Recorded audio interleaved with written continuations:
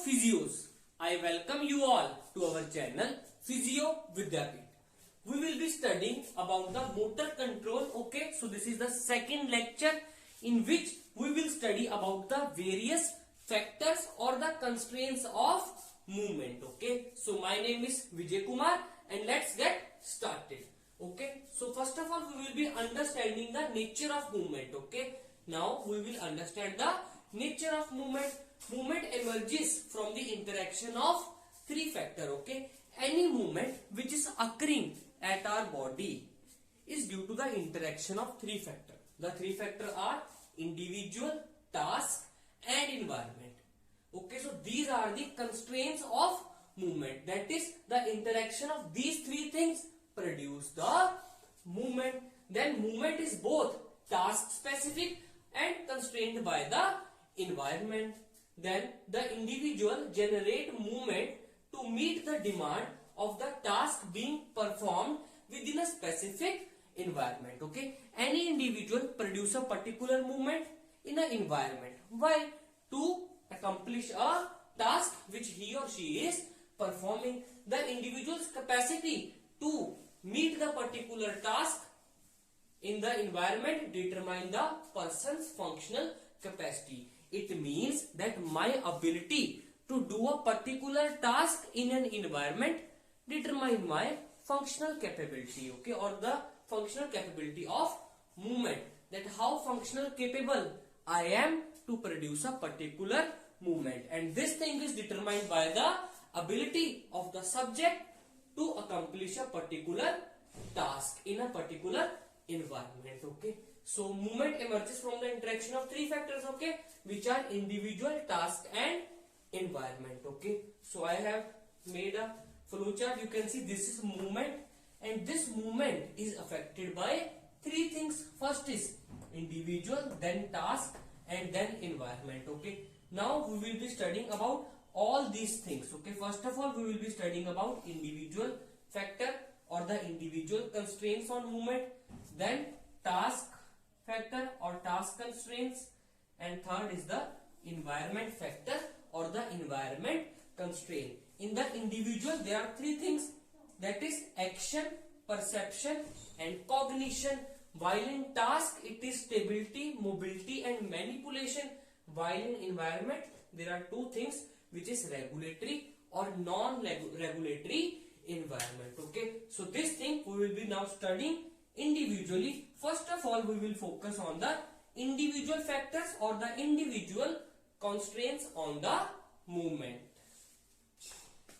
Now we will study about various factors which affect the movement. Okay, so first of all we will see that what are the factors. That flow chart you have understand. Then movement emerges from the interaction of three factors. Okay, so there were three factors.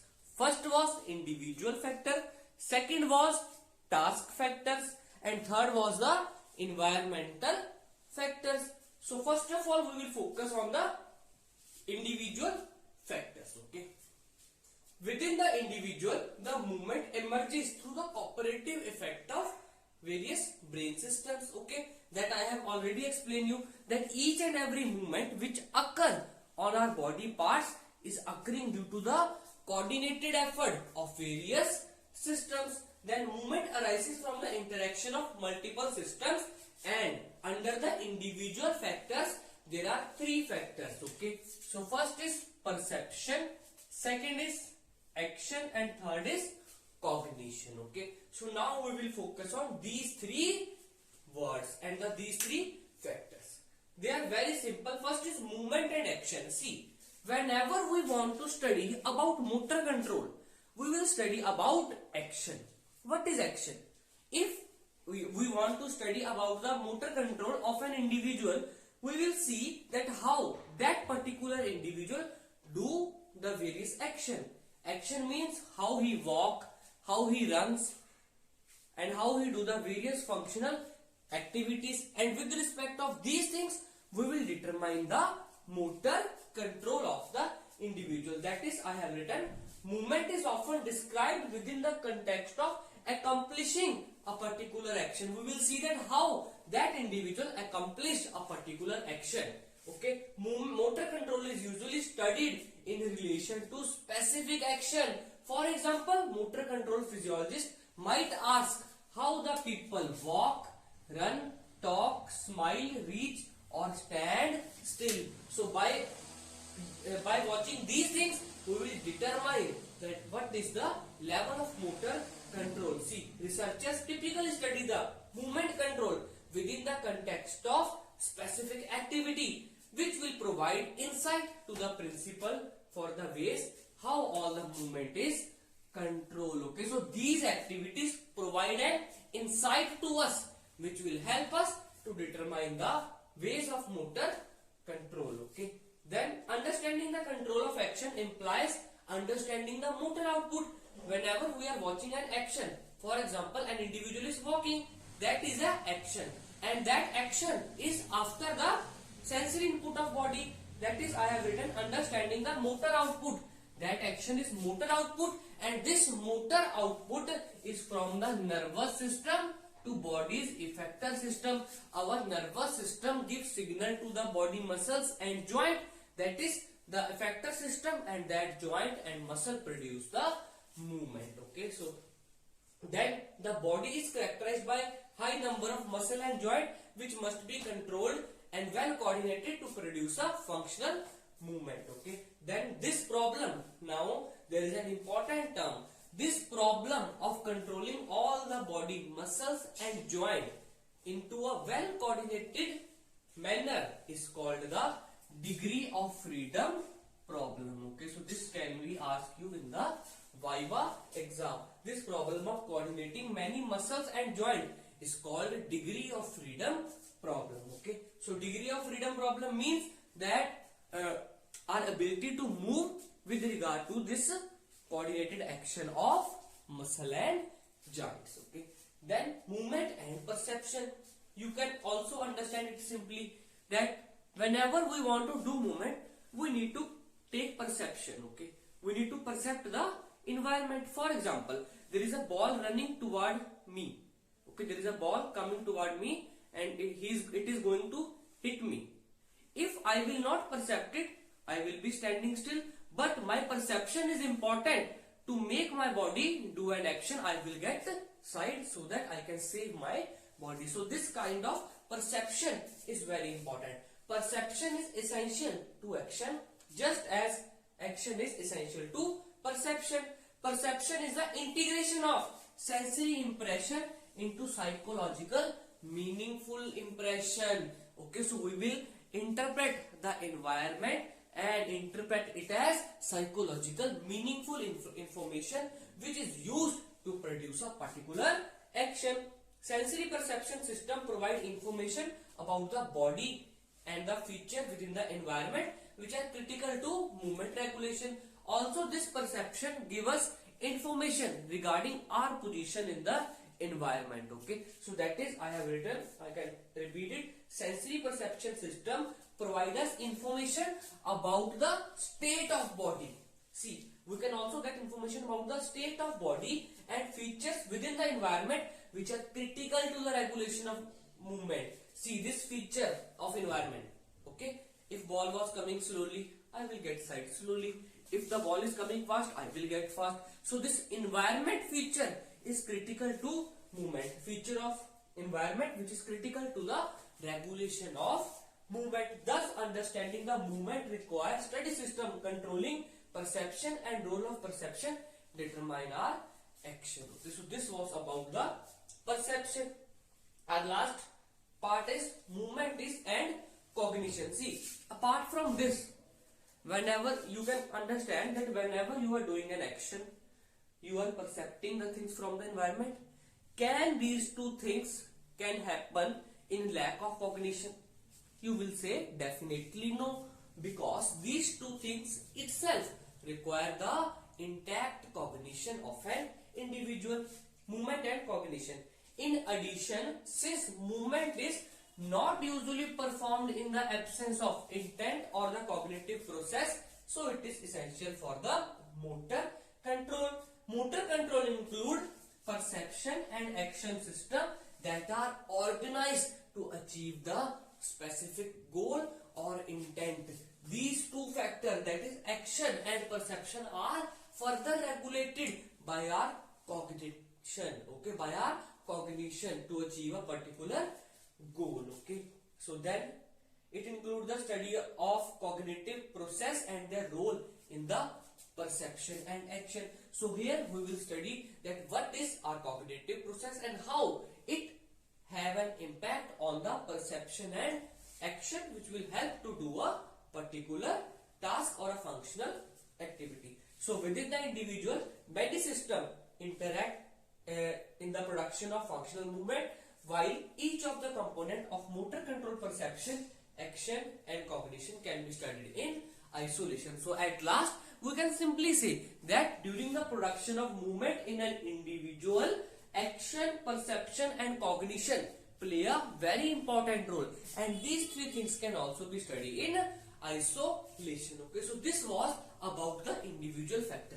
So whenever you are writing about the individual factors which affect the motor control, you need to write three things. First is action, second is perception, third is cognition. In brief, you can understand that in action you can write that motor control is studied on the basis that how a particular individual do a functional activity. Functional activity is how the person walk, run or do any other activity in his daily life. Then perception means how we can perceive the things from the environment which can further affect our movement. And in cognition you can simply say that action and perception are required to be organized, and this is done by the cognition of our body, okay. So this is about the individual factors.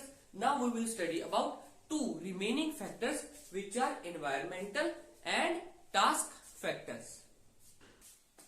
Now we will study about the task factors that regulate the movement or the task constraints of movement, okay. So in this we will focus on the thing that whenever we want to study about the motor control, we need to study about the task, okay. So you can say that in everyday life we perform a tremendous variety of functional tasks which require movement, and the movement which is occurring at our body is determined by the task. For example, now I am teaching you, so the task is the hand gestures which is affecting my movement, okay. But to take a glass I require a different type of movement, okay. So the movement is affected by the task, okay. For study task I need to use gestures, while for writing I need to write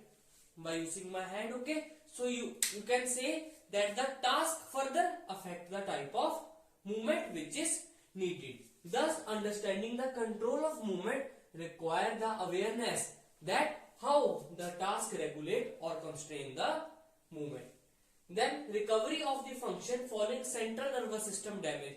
It is simple that whenever a central nervous damage occur in an individual, so we will recover the individual, and to recover the individual we need to train the movement, and it is further affected by the task, okay. So recovery of function following the central nervous system damage require that a patient develop movement pattern that meet the demand of functional task, okay. So here also we will make the individual rehabilitate so that he or she can do the movement to do a particular task. Then establishing a therapeutic environment in which functional movement can be mastered required the therapist to understand the nature of task which is to be taught, okay. So to make the individual understand a particular movement, the therapist also need to understand that what is the task and what type of movement is needed to train the individual, okay. So this thing signifies that the task also affect the movement, okay. Then classification of the task, classification which is based on the task attributes, okay. So these are the some types of task which is very simple part. First is discrete and continuous task. Discrete task, these are the tasks which have an good starting and ending. Okay, so these are the tasks which have a recognizable beginning and ending. For example, kicking of ball. To kick a ball, I will do like this. First of all, I will take my leg backward, then forward. So in the beginning, my leg go backward, and in the ending, my leg come forward. So this is the discrete task. While continuous task, these tasks do not have an inherent end and arbitrarily chosen by individual. Okay, for walking, I need not to take any kind of position. I am standing, I can start walking. Again, I am standing like this, I can walk. Okay, so like this, the continuous tasks do not have a particular starting or ending. But for kicking, you will only kick if first of all you will take your leg backward. Okay, so this is the discrete and continuous task. Then stability and mobility task. It is very simple. In stability task, it is a non-moving posture, that is sitting or standing. While mobility, it is the moving posture, that is walking and running. Last is the open and closed task. See, open tasks are those tasks in which the movement of the individual is affected by environment. For example, I am playing football. Okay, there is an individual opponent team on my front side. I have ball with me. So if that individual is in front, I will definitely choose another way. So my movement is guided by the opponent team. If the opponent team member is on the left side, I will move toward right. I will not move toward the left side.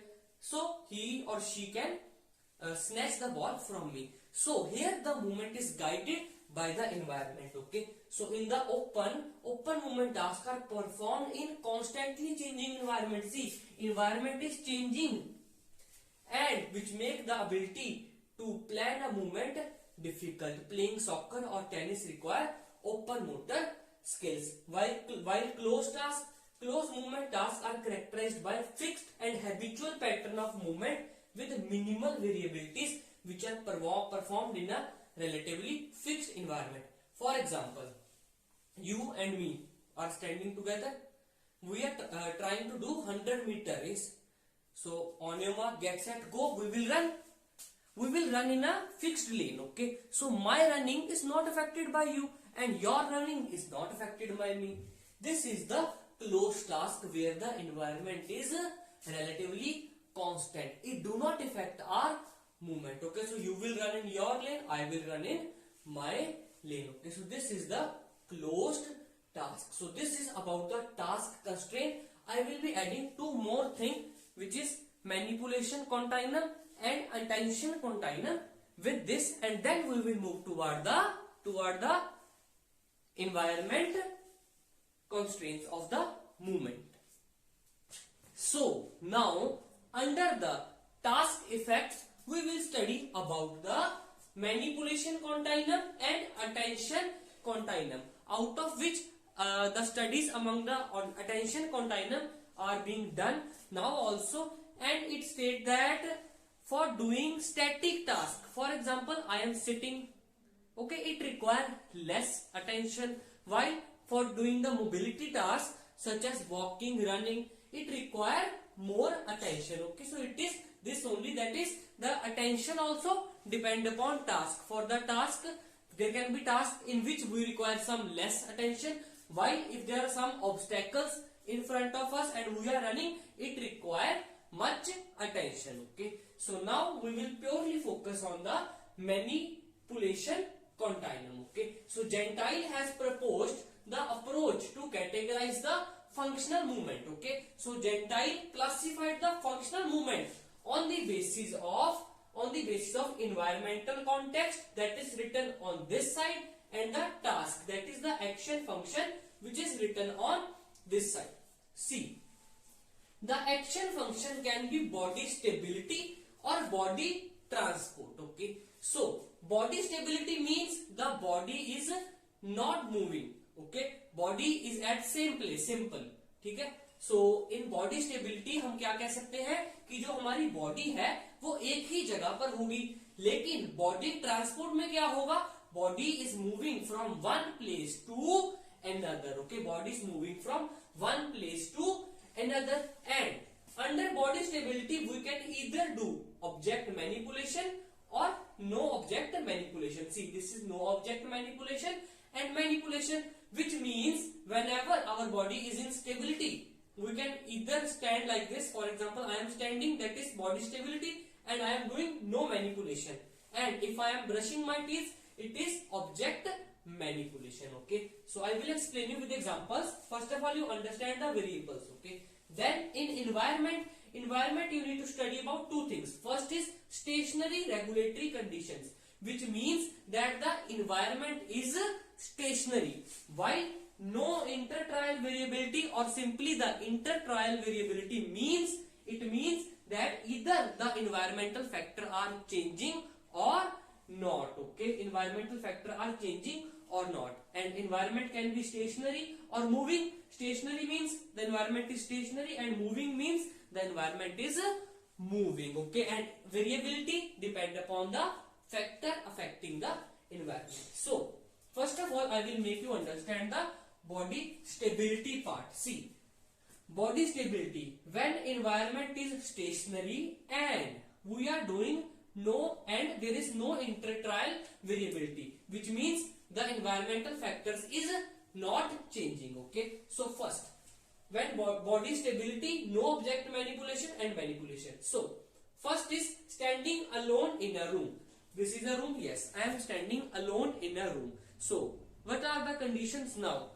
The environment is stationary. Yes. No factor is changing. Yes. Body is stable. Yes. I am doing no object manipulation.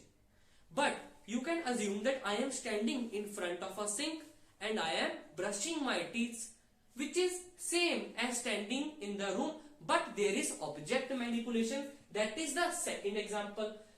Under the object manipulation, brushing teeth alone in a sink. Here environment is again stationary and no environmental factor is changing, that is no intertrial variability, but object manipulation, which is we are doing some movement. Okay, so which is brushing of teeth. Similarly, under second part, which is environment is again stationary and intertrial variability is present, which means environment is changing. So under this, first is standing at different surface. Yes, now I am standing here, then I move to here, then I move to here, then I move to here. What is this? Here the environment is stationary, but the factor is changing. Environmental factor is changing, that is standing on different surface, which is without any manipulation. And if we want to add manipulation, we can give an example. Golf. I hit a golf ball from here, then I hit a golf ball from here, then from here. So what is here? Here we are changing the surface and we are doing some manipulation also, which is the putting of golf ball from various location. Okay, so this two is done. Then in motion, environment is in motion and no intertrial variability. Environment is in the motion and environmental factors are not changing, which means walking on a treadmill. Okay, we are moving. Yes, we are moving, but factors is same, that is the speed is constant, and this is without object manipulation. And if we want to give an example of object manipulation, we can use a phone along with it, walking on a treadmill at a constant speed while using phone. Similarly, in the next, in motion, regulatory condition and intertrial variability, body is in motion and environmental factors are also changing. Here, walking on treadmill at different places, different speeds. Okay, different speeds, sorry.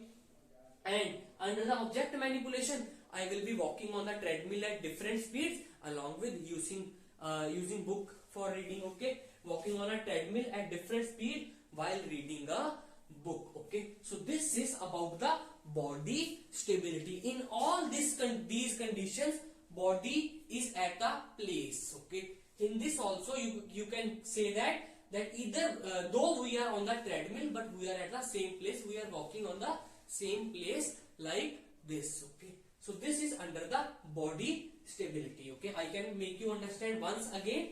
Under the body stability, stationary environment condition and no intertrial variability. Standing alone, standing on at a sink while brushing teeth. Here, environment is again stationary, but intertrial variability is present. Intertrial variability is present, which means standing on different surfaces and putting golf ball from different sides. So here in motion, body environment is in motion and no intertrial variability. Treadmill is moving, that is our environment, and we are having no intertrial variability, which means factor is not changing, which means the speed of the treadmill is constant. And here to add manipulation, we will be using phone. And here environment is in motion and intertrial variability, which means the environment, which is treadmill, is moving at a different speeds, not at a constant speed. And to add manipulation, we will add book for reading. Okay, so this is whole about the body stability part. Now moving toward the body transport part. See, again, stationary environment with no change in environmental factor. First is climbing stairs. I am climbing stairs. Yes, my body is in transport. Yes, environment is stationary. Yes, no variable is changing. Yes, but it is under no object manipulation. And to do object manipulation, climbing on the stair while holding a book. I am holding a book and I am climbing on the stairs. What is this? I am doing manipulation. Then stationary condition and intertrial variability, which means environment have the stationary regulatory condition and the factor is changing. See, walking on different surfaces. And here was standing. Why? Because it was body stability. And here we used walking on different surfaces. And here walking on different surfaces, carrying a bag. While carrying a bag, we are doing manipulation, object manipulation under the body transport. Okay, so there is only a little difference, which means that body which was stable here is now moving here. Then in motion, see, environment is in motion and factor is not changing. Environment is in motion and factor is not changing. Standing on a moving accelerator. Accelerator is moving from one place to another. Yes. Also body is transporting. Yes. But the variable is any environmental factor is not changing. And here to add object manipulation, we can hold a cup of water. We are doing a manipulation. Standing on a moving accelerator while holding a cup of water. At last, environment is moving. Yes, we will again use accelerator. And intertrial variability, which means the environmental factor is also changing and body will be transporting. See, walking in a crowded mall. Okay, walking in a crowded mall. Okay, I am walking in a crowded mall where I can be either fast when there is less crowd and I will be slow when crowd is more. And in the object manipulation, it is same thing by carrying a baby or carrying a bag. Walking in a crowded mall, carrying a baby. Okay, so in this you need to just focus on the environment and the body position, and you can make a lot of examples. Okay, so this was about the body transport. Okay, again I will explain you the variables so that you can understand it again. See, either the body, see, action function can be body stability or body transport, which means our action would be either to make the body stable or to make the body transport. And while body is stable, we can either do no object manipulation or we can do manipulation. And while body is in transport, we can either do no manipulation or some manipulation. And what is our environmental factor? Environmental can be stationary or moving, and either the environmental factor do not change, which means no intertrial variability, or it can change, which mean intertrial variability. And these are the examples. Okay, so with this we are ending the task constraints on movement, and now at last we will be moving on the environmental factors or the environmental constraints on movement. So now we will study about the environmental constraints on movement. Okay, so environmental constraints on movement. It means that we can perform our movement in various kind of environment. Due to this, environment also have some kind of effect on our movement. Tasks are performed in a wide range of environment. Thus, in addition to task and movement, environment also help to constrain the movement. To be functional, the central nervous system must consider the attribute of environment. Yes, this point is important, that to do any functional task, our central nervous system should also consider the different attributes of environment which help us to plan our type of movement. Attribute of the environment that affect movement are divided to regulatory and non-regulatory. Regulatory means which we can regulate, and non-regulatory means which we cannot regulate. Okay, so in regulatory condition, these are the conditions which have a direct effect on movement. For example, now I am walking on a plane surface. My movement is like this. But if the surface is like this, okay, now I need to bend slightly forward and move like this. That is when you climb. Okay, so this is only written, these are the factor which mold or shape the movement, such as angle of walking surface. Okay, there is difference on the walking on this surface and this surface, or the shape of ball. Okay, so this is about the regulatory conditions. While the non-regulatory condition, these are the conditions such as temperature, any external disturbances which also have some sort of effect on our movement. So it include air temperature, background sound and disturbances. Okay, so these are the factors that affect the performance. See, this do not affect the movement directly but affect the performance. That is why I have written these are the factors that affect the performance but do not directly shape the movement, such as air temperature, background noise and distractions. Okay, so with this we end up all the constraints, that is the environmental constraints, task constraints and individual constraints on movement, out of which the Gentile taxonomy is very important for you. So in our next lecture we will move further. Till then, you keep on studying. Thank you to one and all.